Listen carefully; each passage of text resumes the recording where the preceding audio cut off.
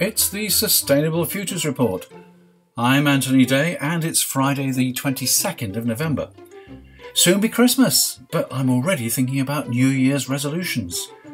No, not mine. I'm going to ask all the people who've been interviewed on the Sustainable Futures Report this year what they think we should do in 2020. That will make the first episode for January. It'll come out on the 3rd. I'll tell you all about it later. In the news this week, some capitalists seem to be having doubts about capitalism. The European Investment Bank is having doubts about fossil fuels. The International Energy Agency has doubts about coal mines. The Lancet gets to the heart of the matter, and the BBC does Climategate. Thank you all for listening. I know I say that every week, but I had a bit of a shock on Friday. Normally, the number of hits spikes sharply upwards on publication day, but this last week, nothing at all.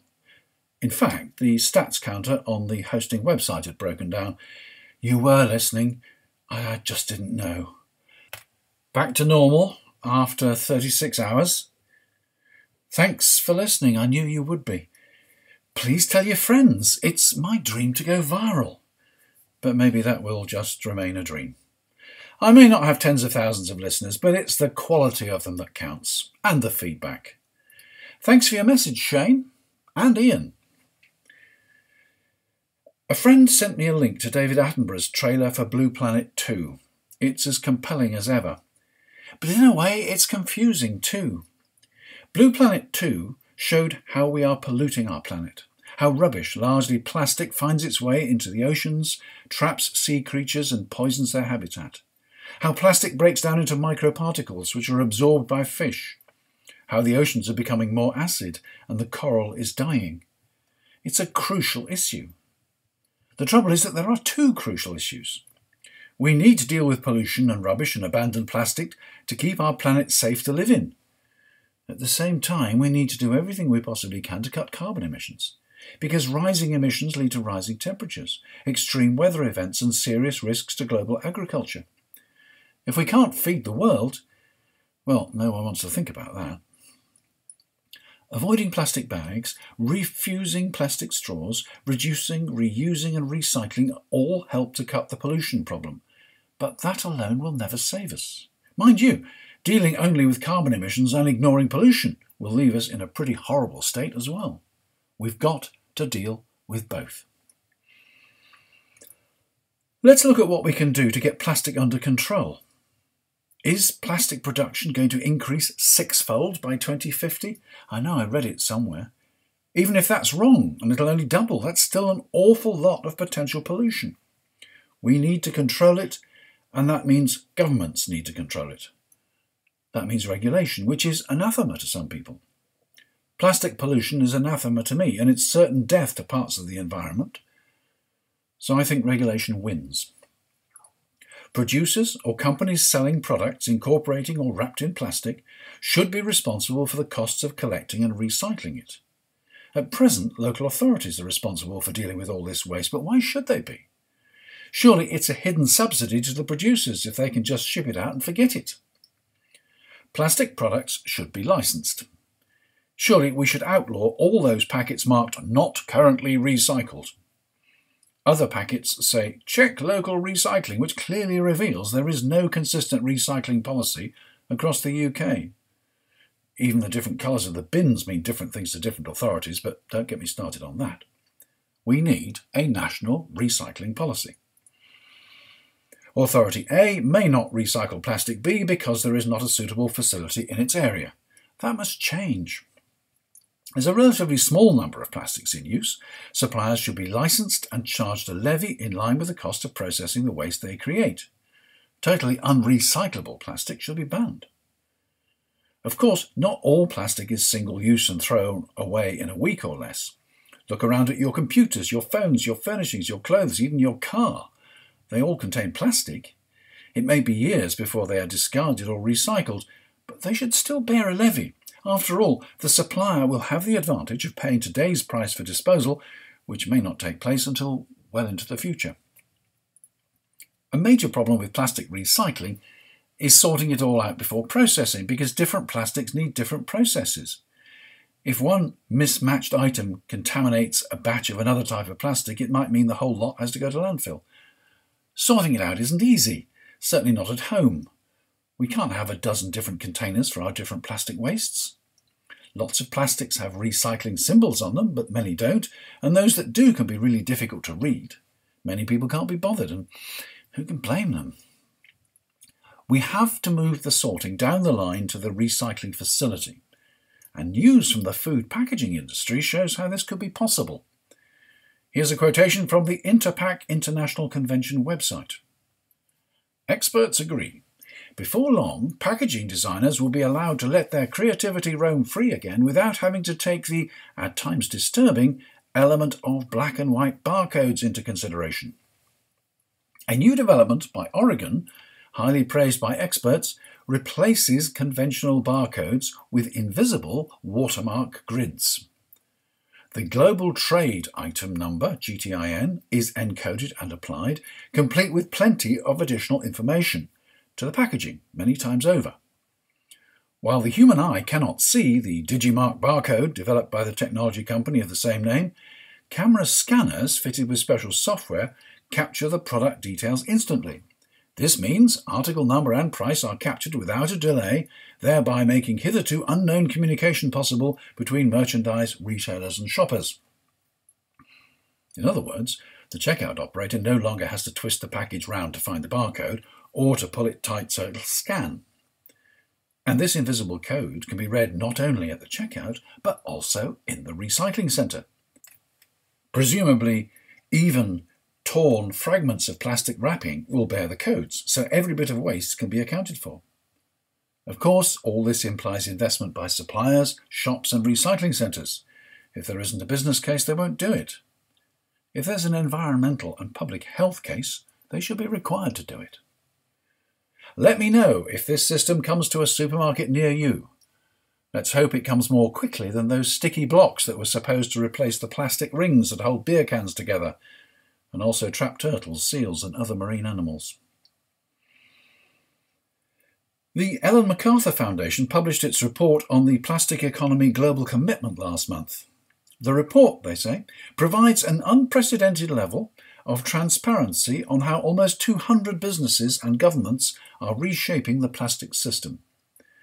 It describes the progress being made, including companies set out actions to eliminate problematic plastic packaging and increase the use of recycled plastic in packaging by more than fivefold by 2025, equivalent to keeping 25 million barrels of oil in the ground every year. Unilever, Mars Incorporated and PepsiCo announce significant reductions in virgin plastic use by 2025.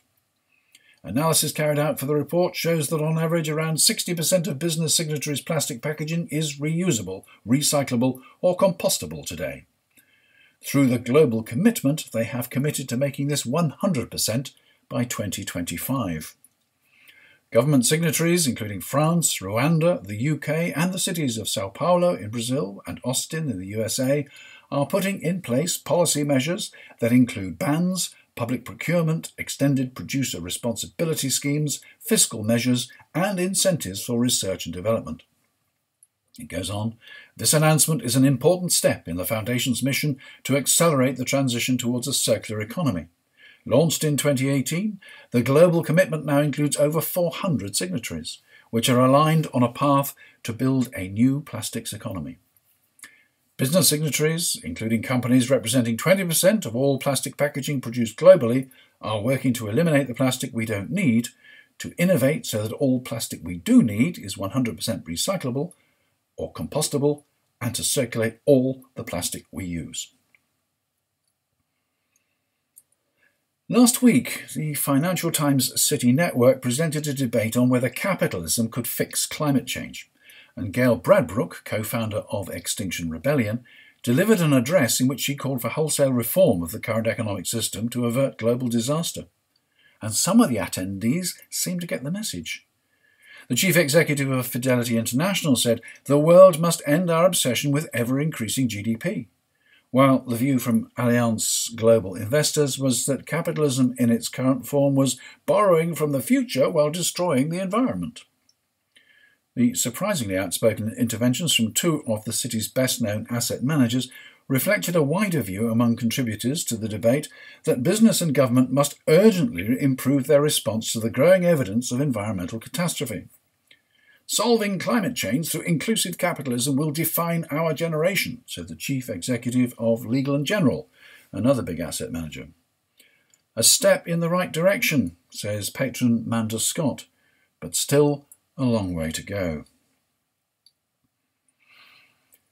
Our response to climate change today will determine the world we live in tomorrow.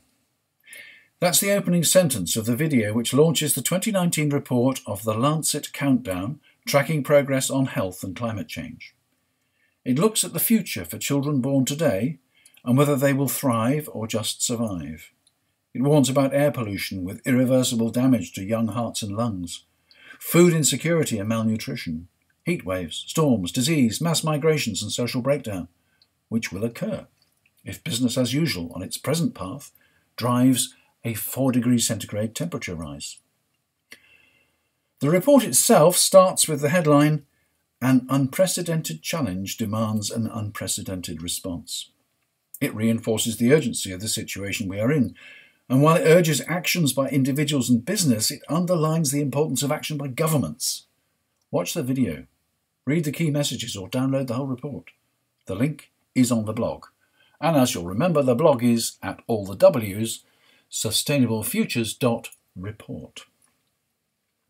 Meanwhile, the British Prime Minister continues to refer to climate activists as crusties and to avoid them whenever they stray onto the campaign trail. The climate crisis was hardly mentioned in this week's party leader debate. On the energy front, The Guardian reports that the European Investment Bank is preparing to end investment in oil, gas and coal projects from 2021 and to become the world's first climate bank. Climate is the top issue on the political agenda of our time, said the bank's president, Werner Hoyer.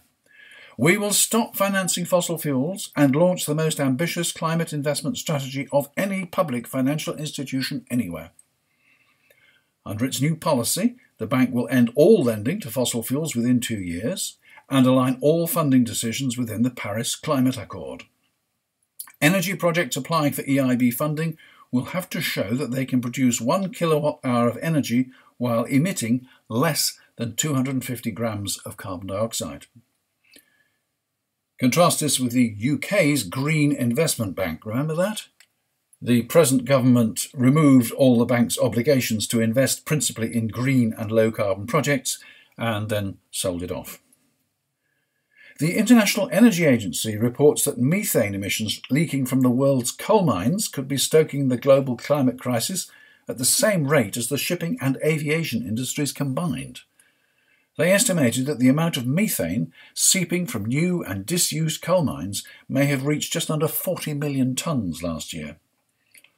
I wonder if such fugitive methane was taken into account when permission was granted for the new coal mine to be opened in Cumbria, or if the Australians will take it into account.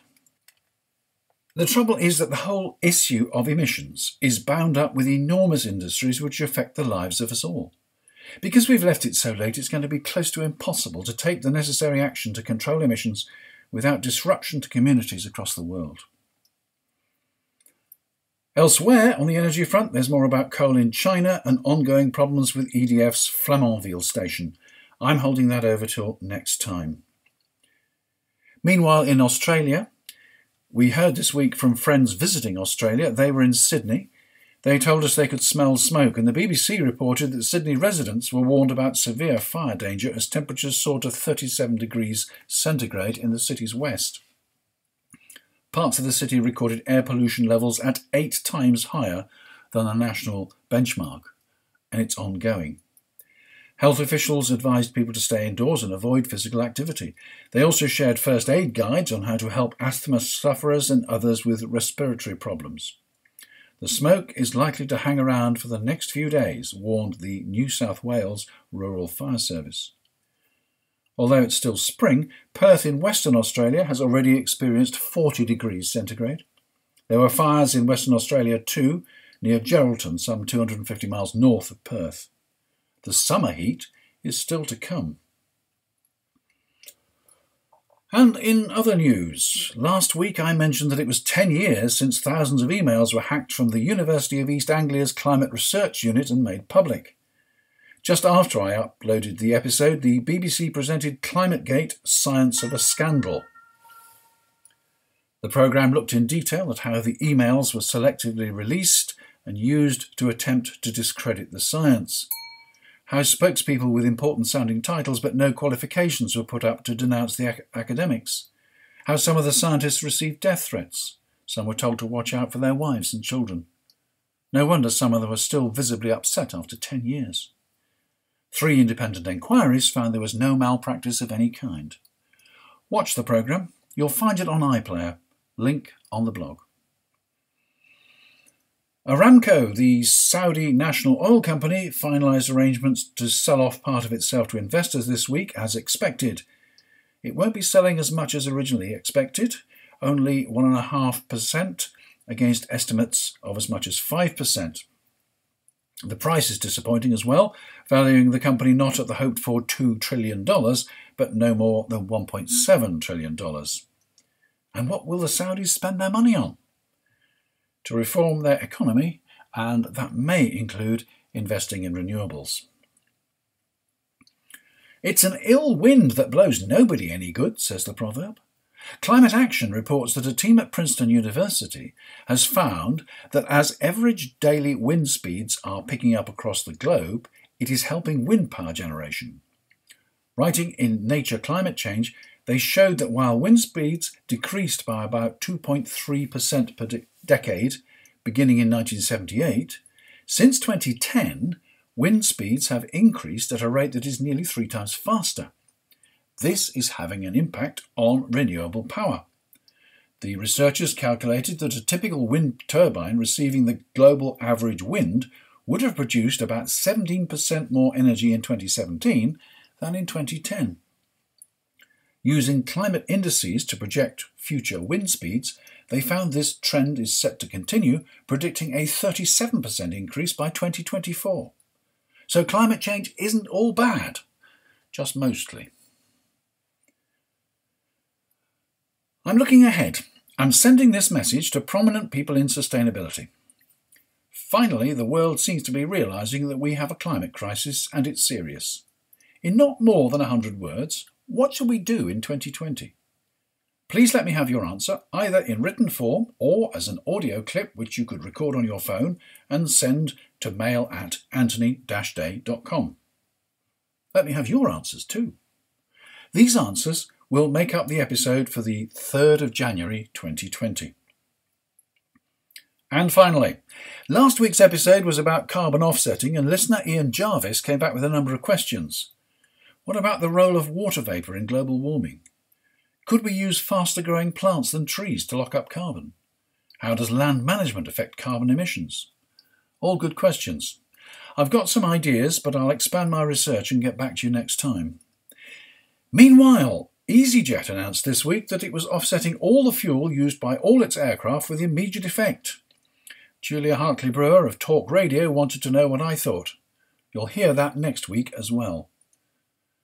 And if you've got some questions, or better still some answers, please do get in touch. It's mail@anthony-day.com. As I mentioned before, the Sustainable Futures Report comes to you without advertising, sponsorship or subsidy. I do benefit from the generosity of my sponsors. They pledge to donate a monthly amount from $1 upwards, which helps to cover my hosting and transcription costs. If you're already a patron, your support is much appreciated. If not, you could sign up at patreon.com/SFR. That's patreon.com/SFR. If you do, you'll get a shout-out, a unique metal badge, and my sincere gratitude. I'll also give priority to any issues you think I should address, and you'll usually get each episode at least one day in advance of Friday publication. And yes, that's it for another week. I hope there'll be another episode next week, but I'm out all day on Monday, at a conference all day on Wednesday, and at the dentist on Thursday. And I do have a life outside the Sustainable Futures Report. Tuesday is clearly going to be busy. Let me leave you with the thought that as cities across the world are choked with increasing air pollution, a new car is launched. An electric car? A hydrogen car? A zero-emissions car? No. The DBX from luxury manufacturers Aston Martin is a petrol car. It costs from £158,000, will reach 180 miles an hour, and emits 269 grams of carbon per kilometre, more than twice the European average. We've still got a long way to go to get the message through. Statutory limits on emissions would be a good start, but let's not be silly. Bye for now.